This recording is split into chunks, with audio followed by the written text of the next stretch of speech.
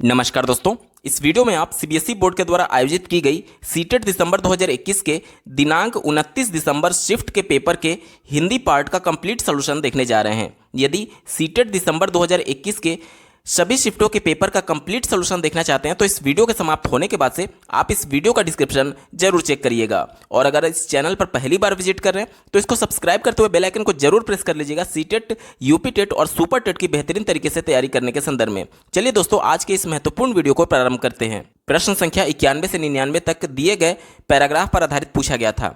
Unseen passage को solve करने का सबसे बेहतरीन तरीका यह है कि सबसे पहले आप प्रश्नों पर एक नज़र डाल लीजिए, ताकि जब आप पैराग्राफ को पढ़ रहे होंगे तो तुरंत आपको उसका उत्तर क्लिक करेगा। साथ ही कुछ ऐसे प्रश्न पूछे जाते हैं जिसको सॉल्व करने के लिए आपको पैराग्राफ पढ़ने की आवश्यकता ही नहीं होती है, तो आप डायरेक्टली उस प्रश्न को सॉल्व कर पाएंगे और आपका समय भी बचेगा। चलिए मैं आपको उदाहरण के माध्यम से सब कुछ समझाता हूँ। चलिए पहले देखते हैं पहला प्रश्न क्या पूछा गया। दिया गया है, गांधी जी किसका मुकदमा लड़ने के लिए डर बन गए थे। इस पर आधारित जो अगला प्रश्न पूछा गया है, आप देख पा रहे होंगे, रात्रि भोज का आयोजन किसकी विदाई के लिए किया गया था। अगला प्रश्न है, गद्यांश में किस समाचार पत्र का उल्लेख किया गया है। और 94 नंबर का प्रश्न देख पा रहे होंगे, मताधिकार संशोधन विधेयक का क्या उद्देश्य था। अगला प्रश्न पूछा गया है, लोग गांधी जी से रुकने का आग्रह क्यों करने लगे, क्योंकि। अगला प्रश्न पूछा गया है, देखिए, गांधी जी ने मताधिकार संशोधन विधेयक का विरोध करने के लिए कोई शुल्क क्यों नहीं लिया। अगला प्रश्न पूछा गया है, होश उड़ना मुहावरे का अर्थ क्या है। और आगे अगर बात करें, अगला प्रश्न पूछा गया था, आप देख पा रहे होंगे, दिया गया है, स्वदेश का विलोम क्या होगा। और अंतिम प्रश्न पूछा गया है, भारतीय शब्द में कौन सा प्रत्यय है। देखिए, कुल 3 प्रश्न आपको इस पैराग्राफ पर आधारित ऐसे मिले हैं जिसको सॉल्व करने के लिए पैराग्राफ पढ़ने की आवश्यकता ही नहीं है। तो क्यों पैराग्राफ पहले पढ़ करके हम अपना समय व्यतीत करें। तो यहाँ पर देख सकते हैं, जो प्रश्न पूछा गया था, होश उड़ना मुहावरे का अर्थ क्या है, तो आप पैराग्राफ पढ़ें या ना पढ़ें, इसका अर्थ हमेशा एक ही रहेगा। ठीक है, इसका अर्थ हो जाएगा घबरा जाना। ठीक है, ऑप्शन नंबर 3 इसका सही जवाब हो जाएगा, होश उड़ना यानी कि घबरा जाना। अगला प्रश्न पूछा गया था, स्वदेश का विलोम शब्द क्या होगा। तो स्वदेश का विलोम शब्द विदेश होता है। अगला प्रश्न पूछा गया था, भारतीय शब्द में कौन सा प्रत्यय लगा है। तो इसमें ई प्रत्यय लगा हुआ है। ऑप्शन नंबर 3 इसका सही जवाब हो जाएगा। देखिए दोस्तों, हमने पैराग्राफ पढ़ा भी नहीं और 3 प्रश्नों को आपने सॉल्व कर लिया, तो आपका समय बचता है। इस वजह से यही सबसे अच्छी विधि है पैराग्राफ के प्रश्नों को सॉल्व करने के लिए। अब चलिए पैराग्राफ को शुरू करते हैं। 22 मई की शाम थी। डरबन स्थित दादा अब्दुल्ला के घर पर महात्मा गांधी की विदाई व रात्रि भोज का आयोजन किया गया था। प्रश्न में एक पूछा गया था कि किसकी विदाई के लिए रात्रि भोज का आयोजन किया गया था, तो महात्मा गांधी जी के लिए। ठीक है, प्रश्न देखिए, पूछा गया है, रात्रि भोज का आयोजन किसकी विदाई के लिए किया गया था, तो उत्तर क्या हो जाएगा, महात्मा गांधी। ऑप्शन नंबर 2 सही जवाब होगा। आगे पैराग्राफ में देखिए, इस आयोजन में प्रिटोरिया, डरबन और नेटाल के भारतीय आए थे। अब्दुल्ला एंड कंपनी के मुकदमे को निपटाने के बाद महात्मा गांधी वापसी आने के लिए तैयार थे। यहाँ पर देखिए, प्रश्न पूछा गया था कि महात्मा गांधी डरबन किसका केस लड़ने के लिए गए थे, तो ये यहाँ पर दिया गया है, अब्दुल्ला एंड कंपनी के मुकदमे का केस लड़ने के लिए गए थे। तो उत्तर क्या हो जाएगा, अब्दुल्ला एंड कंपनी। देखिए, गांधी जी किसका मुकदमा लड़ने के लिए डरबन गए थे, तो क्या हो जाएगा उत्तर, option number 1 Abdullah and company. आगे पढ़ते हैं। तभी एक भारतीय व्यापारी ने महात्मा गांधी को नेटाल मरकरी नामक समाचार पत्र दिया। एक प्रश्न आपसे पूछा गया था कि पैराग्राफ में किस समाचार पत्र का उल्लेख किया गया है, तो नेटाल मरकरी का उल्लेख किया गया है। प्रश्न देखिए, दिया गया है, गद्यांश में किस समाचार पत्र का उल्लेख किया गया है, तो आपका उत्तर क्या हो जाएगा, ऑप्शन नंबर 1 नेटाल मरकरी। आगे पढ़िए, समाचार पत्र दिया और उनसे इंडियन फ्रेंचाइजी नामक शीर्षक से छपा लेख पढ़ने के लिए कहा। लेख पढ़ने के बाद महात्मा गांधी गंभीर हो गए। दरअसल यह लेख नेटाल विधानसभा में पेश किए गए मताधिकार संशोधन विधेयक के विषय में, जिसमें भारतीयों को मताधिकार से वंचित करने के सभी पक्षों की विवेचना की गई थी। एक प्रश्न आपसे पूछा गया था, मताधिकार संशोधन विधेयक का क्या उद्देश्य था, तो अभी आपने देखा पैराग्राफ में मेंशन किया गया कि भारतीयों को मताधिकार से वंचित करना। ऑप्शन नंबर 2 सही जवाब होगा। आगे पढ़िए, इसका सारांश यह था कि जिन लोगों ने अपने देश में मताधिकार का उपयोग नहीं किया, उन्हें दूसरे देश में मताधिकार देने का कोई मतलब नहीं है। इसका वास्तविक उद्देश्य तो भारतीयों के व्यापार को रोकना था। क्या था, भारतीयों के व्यापार को रोकना था। हालात को बद से बदतर बनाने वाले कानून की जानकारी ने भारतीयों के होश उड़ा दिए। अब विदाई समारोह विधेयक परिचर्चा में बदल गया। विदा करने आए लोग गांधी जी से रुकने का आग्रह करने लगे। भारतीयों की पीड़ा और परेशानी को देखकर के गांधी जी भी काफ़ी व्यथित हो गए। उन्होंने भारतीयों के निवेदन को स्वीकार करते हुए कहा कि विधेयक का विरोध सार्वजनिक कार्य है और इसके लिए वह किसी भी प्रकार का शुल्क नहीं लेंगे। अगला प्रश्न पूछा गया था, लोग गांधी जी से रुकने का आग्रह करने लगे क्योंकि, तो वो इस वजह से आग्रह कर रहे थे कि क्योंकि वो लोग चाहते थे कि गांधी जी भी जो मताधिकार संशोधन विधेयक था उसका विरोध करें उनके साथ।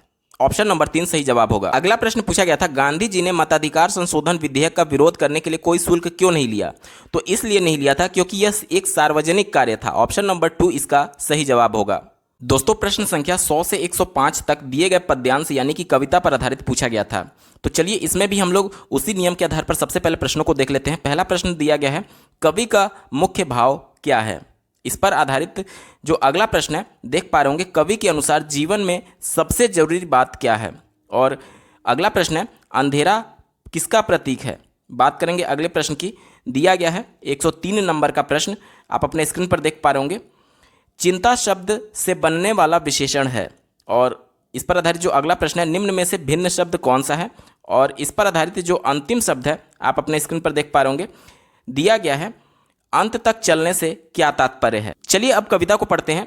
तन जिसका हो मन और आत्मा मेरा है, चिंता नहीं बाहर उजाला या अंधेरा है, चलना मुझे है बस अंत तक चलना है, गिरना ही मुख्य नहीं मुख्य है संभलना, गिरना क्या उसका उठा ही नहीं जो कभी, मैं ही तो उठा था आप गिरता हूँ जो अभी, फिर भी उठूंगा और बढ़ के रहूंगा मैं, नर हूँ पुरुष हूँ चढ़ के रहूंगा मैं। इस पर आधारित जो पहला प्रश्न पूछा गया था कवि का मुख्य भाव क्या है। तो कवि का मुख्य भाव यहाँ पर दृढ़ निश्चय का है। उन्होंने निश्चय कर लिया है कि चाहे वो गिरे वो बार बार संभलेंगे और बार बार आगे बढ़ेंगे, यानी उन्होंने दृढ़ निश्चय किया है। तो दृढ़ निश्चयात्मकता इसका सही उत्तर हो जाएगा। अगला प्रश्न पूछा गया था कवि के अनुसार जीवन की सबसे जरूरी बात क्या है। तो उन्होंने बताया था कि संभलना जो है वो जीवन की सबसे जरूरी बात है। ऑप्शन नंबर 2 सही जवाब होगा। अगला प्रश्न पूछा गया था अंधेरा किसका प्रतीक है। तो अंधेरा कठिनाइयों का प्रतीक है। ऑप्शन नंबर 1 सही उत्तर है। अगला प्रश्न पूछा गया था चिंता शब्द से बनने वाला विशेषण कौन सा है। तो देखिए अगर मैं यहां पर एक वाक्य लिखूं कि राम चिंतित है, राम चिंतित है, तो यहां पर देखिए चिंतित जो शब्द है ये किसकी विशेषता बता रहा है, राम की। राम क्या है, संज्ञा है। तो वह शब्द जो किसी संज्ञा या सर्वनाम की विशेषता बताता है वो क्या होता है, विशेषण होता है। यही आपसे प्रश्न पूछा गया था।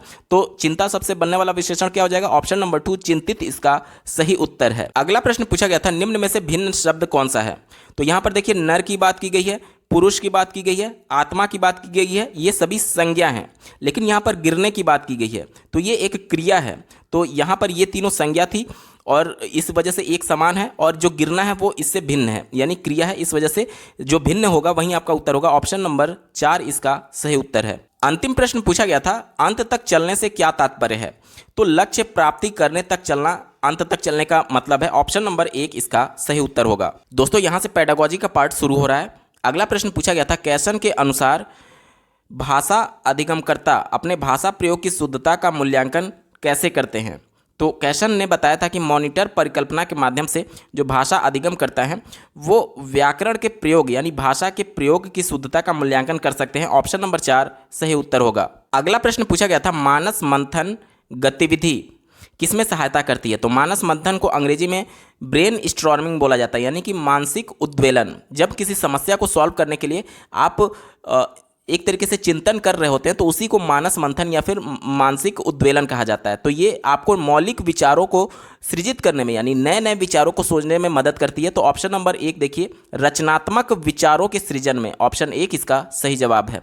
अगला प्रश्न पूछा गया था वह पद्धति जो बोलने तथा कार्य में तालमेल बनाती है क्या कहलाती है। उदाहरण से समझिएगा, बहुत अच्छे से क्लियर होगा आपका। देखिए मान लीजिए कोई एक ऐसा लैंग्वेज है जो कि आपको नहीं आता है। मैं आपसे बोलूं कि मेरा नाम नीरज है, मेरे 2 कान हैं, 2 आँख हैं, तो आपको चीज़ें अच्छी तरीके से समझ में आ रही हैं। लेकिन अगर मैं कोई एक ऐसा लैंग्वेज बोलूं जिसमें आँख कान को क्या बोला जाता है या फिर जो भी बातें मैं बोल रहा हूँ वो चीज़ें आपको उस लैंग्वेज में क्या बोली जाती हैं आपको नहीं समझ में आ रहा है। लेकिन अगर मैं आपको इशारा के तौर पर करूँ, जैसे कि अगर मैं बोलूँ मेरा नाम नीरज है, ठीक है, और उसके बाद बोलूं कि मेरे पास 2 आँख हैं, तो अगर मैं एक उंगली अपने आँखों की तरफ इशारा करूं कि मेरे पास 2 आँख हैं, तो आपको थोड़ा हिंट मिलेगा कि मैं आँख की तरफ इशारा कर रहा हूं, यानी आँख के बारे में बात कर रहा हूँगा। अगर मैं आपसे ये बोलूं कि मेरे पास दो कान हैं, वो दूसरे लैंग्वेज में मैं बोल रहा हूं, लेकिन आपको वो लैंग्वेज समझ नहीं आ रहा। लेकिन अगर मैं कान की तरफ इशारा करूं अपने उंगली से कि मेरे पास दो कान है उस दूसरे लैंग्वेज में, तो आपको भले ही वो भाषा समझ नहीं आ रही है, लेकिन मेरे एक्शन के माध्यम से आप मेरे द्वारा क्या व्यक्त किया जा रहा है इसको समझ सकते हैं। इसी प्रकार से मैं बोलूं कि मेरे दो हाथ हैं, तो भले ही आपको वो भाषा समझ नहीं आ रही है कि हाथ को इसने क्या रिप्रेजेंट कर रहा है या फिर मैं क्या बोलना चाह रहा हूँ, आपको समझ नहीं आ रहा भाषा की वजह से, लेकिन मैं अपने हाथों को हिला करके या फिर अपनी हाथों की तरफ इशारा करके आपको समझाने की कोशिश करूँ, तो आपके माइंड में एक इमेज जरूर बनेगा कि मैं चूंकि हाथ की तरफ इशारा कर रहा हूँ, यानी ये जो बात बोला जा रहा है मेरे द्वारा ये कहीं ना कहीं हाथों से जुड़ा हुआ है। तो यही बोला जाता है कि बोलने के साथ साथ जो आपके एक्शन में, जो एक्शन और बोलना एक साथ जो रिप्रेजेंट किया जाता है अपने भावों को व्यक्त करने के लिए, वो क्या होता है? टोटल फिजिकल रिस्पॉन्स, यानी कि समग्र भौतिक प्रतिक्रिया। ऑप्शन नंबर 1 सही उत्तर हो जाएगा। देखिए, प्राइमरी में जब बच्चों को पढ़ाया जाता है तो आप लोग देखते होंगे उनको कोई कविता पढ़ाया जा रहा है तो उसी के माध्यम, उसी तरीके से उनको एक्शन भी करके दिखाया जाता है। जैसे कि मान लीजिए एक कविता है, बादल आया पानी लाया, तो वो जो टीचर होंगे वो आकाश में दिखाएंगे कि बादल है और वो पानी गिरना यानी बरसात को वो हाथों से इशारा करके दिखाएंगे कि पानी गिर रहा है। तो ये मतलब कि जो चीज़ बोला जा रहा है उसी को एक्शन में करके दिखाना, और इसके बीच जो तालमेल होता है इसी को टोटल फिजिकल रिस्पॉन्स बोलते हैं और हिंदी में समग्र भौतिक प्रक्रिया बोलते हैं। उम्मीद करता हूँ आपको अच्छे से समझ में आया होगा। अगला प्रश्न पूछा गया था, कौन सी पद्धति शिक्षार्थी को उसके वाचन कौशल के विकास में सहायता करती है? तो जितना आप कम्युनिकेट करेंगे, यानी कि संप्रेषणात्मक उपागम, जितना आप एक दूसरे से कम्युनिकेट करेंगे उतना ही वाचन कौशल आपका विकसित होगा। ऑप्शन नंबर 3 सही जवाब होगा। अगला प्रश्न पूछा गया था, पठन कौशल में बारीकी से पढ़ना क्या है? तो बारीकी से पढ़ने का मतलब ये होता है कि किसी पाठ्य सामग्री में विशिष्ट तथ्यों या सूचना को ढूंढने के लिए प्रयोग की गई पठन प्रविधि, यानी कि आप किसी लेख को बारीकी से पढ़ें, यानी कुछ ना कुछ उसमें विशेष चीज़ों को ढूंढ रहे हैं। यही आपका पॉजिटिव था और यही आपका उत्तर हो जाएगा। अगर पहले विकल्प की बात करें तो देखिए, भाषा के चारों कौशलों के अध्ययन के लिए प्रयोग की जाने वाली युक्ति। भाषा के 4 कौशल कौन कौन से होते हैं? पहला सुनना, दूसरा बोलना, तीसरा पढ़ना और चौथा लिखना। तो यहाँ पर पढ़ने की बात की गई है बारीकी से, तो इसमें चारों कौशल नहीं आ रहे हैं, इस वजह से ये पहला विकल्प निगेटिव था। केवल इसमें एक ही कौशल आ रहा है पढ़ने का, तो पहला निगेटिव था क्योंकि इसमें चारों कौशल की बात की गई थी, जो कि नहीं आ रहा है। चौथा विकल्प देखिए, पाठ्य सामग्री के प्रत्येक अनुच्छेद यानी प्रत्येक पैराग्राफ के अंतिम वाक्य को पढ़ने की बात की जा रही है। तो क्या बारीकी से पढ़ने का मतलब कि केवल अंतिम वाक्य पढ़ना होता है? यह विकल्प निगेटिव था, आपका उत्तर नहीं होगा। दूसरा देखिए, किसी पाठ्य सामग्री का सारांश करना तथा उनके मुख्य विचार को प्राप्त करना। बारीकी से पढ़ने का मतलब ये कतई भी नहीं है कि सिर्फ आप उसका थीम निकालें, तो यह भी निगेटिव था, आपका उत्तर नहीं होगा। एक ही विकल्प बचा, ऑप्शन नंबर 3, किसी पाठ्य सामग्री में विशिष्ट तथ्यों या सूचना को ढूंढने के लिए प्रयोग की गई पठन विधि को ही बारीकी से पढ़ना कहते हैं। विकल्प 3 सही जवाब होगा। अगला प्रश्न पूछा गया था, यह अंतर संबंधित और नियम शासित चिन्ह व्यवस्थाओं से बनी है। यह सामाजिक है और अभिव्यक्त करने, खोजबीन करने तथा अर्थ संप्रेषित करने के संदर्भ में सिर्फ मानव के पास है। तो यह क्या है? तो ये भाषा है। ऑप्शन नंबर 2 इसका बिल्कुल सही जवाब हो जाएगा। अगला प्रश्न पूछा गया था, उपागम जिसे अंग्रेजी में अप्रोच बोला जाता है, हमें क्या बताती है? तो अप्रोच हमें ये बताती है कि क्या पढ़ाएं, और अगर यही मेथड पूछा रहता है तो मेथड हमें ये बताता है कि कैसे पढ़ाएं। मेथड कैसे पढ़ाने पर जोर देता है, और उपागम यानी कि जो अप्रोच होता है वो ये बताता है कि क्या पढ़ाएं। ऑप्शन नंबर 1 सही जवाब होगा। अगला प्रश्न पूछा गया था, शिक्षण अधिगम प्रक्रिया में आकलन का उद्देश्य क्या है? देखिए, आकलन क्यों किया जाता है कि बच्चे कहाँ पर गलती कर रहे हैं, उन गलतियों का पहचान करने के लिए और बच्चों को प्रतिपुष्टि देने के लिए, यानी फीडबैक देने के लिए कि आप यहाँ पर ये गलती कर रहे हैं, उन गलतियों को अवगत करा करके फिर उनको अर्थपूर्ण अधिगम कराया जाता है। तो ऑप्शन नंबर 1 देखिए, शिक्षार्थियों को प्रतिपुष्टि उपलब्ध कराना इसका प्रमुख उद्देश्य है।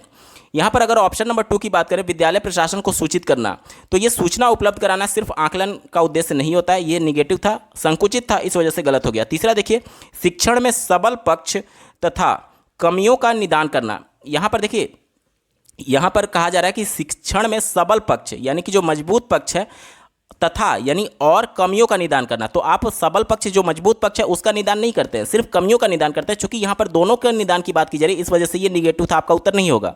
चौथा देखिए, त्रुटियों का पता लगाना तथा उन्हें सही करना। देखिए, बच्चों के त्रुटियों को तुरंत आप सही नहीं करेंगे, बल्कि उनको बताएंगे। तुरंत अगर आप सही कर देंगे तो निश्चित तौर पर वो भविष्य में भी उस प्रकार की गलती करेंगे। तो सबसे पहले अगर बच्चा कॉन्सेप्ट नहीं समझा है, तो हो सकता है कॉन्सेप्ट ना समझने की वजह से वो गलती कर रहा हो, तो पहले उसका कॉन्सेप्ट क्लियर करेंगे, उसके बाद उसके त्रुटियों को सही करेंगे, तो बच्चा भविष्य में इस प्रकार के त्रुटियां नहीं करेगा, क्योंकि अब उसका अर्थपूर्ण अधिगम हो चुका है। तो इसका सबसे उपयुक्त जो ऑप्शन था, ऑप्शन नंबर 1, विद्यार्थियों को यानी शिक्षार्थियों को प्रतिपुष्टि उपलब्ध कराएंगे आकलन के बारे में कि आप यहां पर गलती कर रहे हैं, उसके बाद से उसको अर्थपूर्ण अधिगम के लिए प्रेरित करेंगे। ऑप्शन नंबर 1 सही जवाब होगा। अगला प्रश्न पूछा गया था, भाषा अर्जन की अवस्थाओं का सही क्रम चुनिए। भाषा अर्जन मतलब कि लैंग्वेज एक्विजिशन की बात की जा रही है। जब बच्चा नेचुरल इन्वायरमेंट में जन्म लेने के बाद से परिवार की यानी माता पिता की जो भाषा है अपने आप को एक्सप्रेस करने के लिए वो अर्जित कर लेता है बिना किसी व्याकरण के नियम का। तो इसका सही क्रम क्या होता है आपसे पूछा जा रहा है। तो देखिए, सबसे पहले बच्चे जो होते हैं वो बबलाना शुरू करते हैं, उसके बाद से किलकारी मारना शुरू करते हैं, उसके बाद से एक शब्द वाले शब्दों को धीरे धीरे बोलना शुरू करते हैं, उसके बाद से टेलीग्राफिक वाचन करते हैं, और उसके बाद से दो शब्दों वाली एक तरीके से शब्दों को वो बोलना सीखते हैं। तो ऑप्शन नंबर 1 इसका बिल्कुल सही जवाब हो जाएगा। अगला प्रश्न पूछा गया था, भाषा शिक्षण की वह पद्धति जो इस धारणा पर बल देती है कि मौखिक कौशलों के अत्यधिक अभ्यास के द्वारा भाषा के धारा प्रवाह प्रयोगों को विकसित किया जा सकता है, इसे कहते हैं। तो ये ऑप्शन नंबर 1 श्रव्य भाषा विधि इसका सही उत्तर हो जाएगा। श्रव्य सामग्री में कौन कौन से चीज़ आते हैं, तो श्रव्य सामग्री में आपका टेप रिकॉर्डर आ जाएगा। तो यानी ये कहा जा रहा है कि मौखिक कौशल को मजबूत करने के लिए आप टेप रिकॉर्डर के माध्यम से लैंग्वेज को सुनिए, और उसका बार बार यहाँ पर देखिए लिखा गया है अत्यधिक अभ्यास के द्वारा भाषा को धारा प्रवाह तरीके से सीखने की बात की जा रही है, उपयोग करने की बात की जा रही है। तो ये श्रव्य भाषा विधि है, ऑप्शन नंबर 1 सही जवाब होगा। अगला प्रश्न पूछा गया था, अधिगम में आने वाली मुश्किलों को पहचानने के लिए क्या करते हैं। तो देखिए, केवल मुश्किल को पहचानना है, उसको मुश्किल को दूर नहीं करना है। तो केवल पहचानने की अगर बात आती है तो वो निदानात्मक परीक्षण होता है। निदानात्मक परीक्षण में अगर बालक को किसी अधिगम के दौरान कुछ समस्या आ रही है तो उस समस्या को पहचानने का काम निदानात्मक परीक्षण करता है, और उस समस्या को दूर करने का काम उपचारात्मक शिक्षण करता है। ठीक है, तो यहाँ पर सिर्फ मुश्किल को पहचानना है, तो आपका उत्तर हो जाएगा निदानात्मक परीक्षण, ऑप्शन नंबर 3 इसका सही जवाब है। अगला प्रश्न पूछा गया था, एक अध्यापक ने कक्षा में दीवारों पर चार्ट और ड्राइंग लगाई, शिक्षार्थियों के काम को बुलेटिन बोर्ड पर प्रदर्शित किया तथा कक्षा की बहुत सी वस्तुओं के नाम अंग्रेजी तथा शिक्षार्थियों के घर की भाषा में लिखे। अध्यापक ने किस प्रकार की उपागम को प्रस्तुत किया। तो ये निवेश समृद्ध परिवेश है, यानी कि निवेश कहने का मतलब क्या है, इन्वेस्टमेंट की बात की जा रही है, और समृद्ध मतलब कि इनरिच हो गया, और परिवेश यानी कि इन्वायरमेंट। यानी कि यहाँ पर देख लीजिए, यहाँ पर बच्चों के अब शिक्षार्थियों के घर की भाषा में भी लिखा गया है टीचर के द्वारा। तो कई भाषाओं को यहाँ पर एक तरीके से जोड़ देने की बात की जा रही है, जो कि बहुभाषिकता की तरफ इशारा कर रहा है। यानी कि बच्चा अलग अलग परिवेश से आया होगा, और सभी की मातृभाषा, सभी की मदर टंग का सम्मान करते हुए टीचर ने सभी शिक्षार्थियों के घर की भाषा के बारे में भी वहाँ पर लिखा था। तो ये क्या है, ये एक तरीके से इन्वेस्टमेंट इन रिच इन्वायरमेंट है, यानी कि सभी भाषाओं को एक तरीके से इनपुट दिया जा रहा सभी छात्रों को। तो ये ऑप्शन नंबर 1 इसका बिल्कुल सही जवाब होगा। अगला प्रश्न पूछा गया था, विकास के विभिन्न चरणों का अनुसरण करते हुए शिक्षार्थियों में स्वतंत्र लेखन कौशल का विकास करने में कौन सा उपागम मदद करता है। तो ये ऑप्शन नंबर 1 देखिए, लेखन का प्रक्रिया उपागम ये स्वतंत्र लेखन में मदद करता है, विकल्प 1 सही उत्तर होगा। अगला प्रश्न पूछा गया था, खेल के मैदान, फोन पर या दूसरे व्यक्तियों के साथ सामाजिक रूप से अंतःक्रिया यानी बातचीत में प्रयोग की जाने वाली भाषा किसका भाग है। तो जब आप एक दूसरे से इंटरेक्शन करते हैं फ़ोन पर या फिर खेल के मैदान में, या फिर सामाजिक रूप से एक दूसरे से बात करते हैं दूसरे व्यक्ति से, तो आप अनौपचारिक भाषा का प्रयोग करते हैं। अनौपचारिक जो भाषा है वो BICS से जुड़ा हुआ है, यानी कि इंग्लिश में इसे कहते हैं basic interpersonal communication skill. Interpersonal कहने का मतलब कि कम से कम 2 व्यक्ति होंगे जिससे आप कम्युनिकेट कर रहे होंगे। एक तो आप हो गए जो कि आप बोलेंगे, और एक सुनने वाला होगा जो रिसीव करेगा आपके बोले गए शब्दों को। तो यहाँ पर बेसिक इंटरपर्सनल कम्युनिकेशन स्किल यानी आधारभूत अंतः व्यक्तिक संप्रेषणात्मक कौशल का ये उदाहरण है।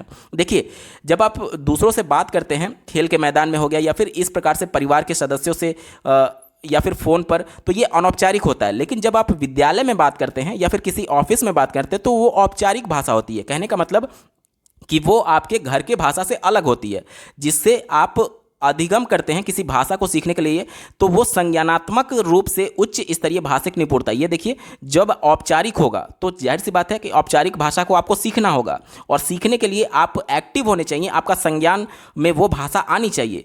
तो ये जो भाषा होती है CALP, ये औपचारिक भाषा से संबंधित है। चूंकि यहाँ पर अनौपचारिक की बात की गई थी, क्योंकि खेल के मैदान और समाज में आप औपचारिक भाषा का यूज नहीं करते हैं, बल्कि आपने जो मातृभाषा सीखी है, अपने परिवार से अर्जित किया है भाषा के रूप में, उसे ही आप दूसरों से इंटरेक्शन करने के लिए करते हैं। तो यहाँ पर आपका उत्तर ये हो जाएगा। लेकिन अगर स्कूल की बात की गई रहती, किसी ऑफिस की बात की गई रहती, तब आपका विकल्प CALP होता है, यानी इसका जो फुल फॉर्म होता है कॉग्निटिव एकेडमिक लैंग्वेज प्रोफिशिएंसी। तो आपका उत्तर क्या हो जाएगा? ऑप्शन नंबर 1 यहां पर सही उत्तर है, क्योंकि अनौपचारिक भाषा का प्रयोग किया जा रहा है। दोस्तों, हम लोग पेपर के बिल्कुल अंतिम पड़ाव में आ चुके हैं। अभी तक का ये वीडियो आपको कैसा लगा कमेंट के माध्यम से जरूर बताइएगा, क्योंकि आपका एक कमेंट मुझे मोटिवेट करेगा ऐसे ही महत्वपूर्ण वीडियो लाने के संदर्भ में। इस पेपर का अंतिम प्रश्न पूछा गया था, राष्ट्रीय शिक्षा नीति 2020 किसके अध्ययन का समर्थन करती है? तो राष्ट्रीय शिक्षा नीति 2020 ये कहती है कि बच्चों का जो अधिगम होगा वह उनकी मातृभाषा में होना चाहिए। यानी कि कहने का मतलब कि जो प्राथमिक और उच्च प्राथमिक विद्यालयों में बच्चों को जो पढ़ाई का माध्यम है, भाषा का जो माध्यम है, वह मातृभाषा होना चाहिए। दूसरा विकल्प देखिए, पूरी विद्यालयी शिक्षा के दौरान निर्देश के माध्यम के तौर पर मातृभाषा।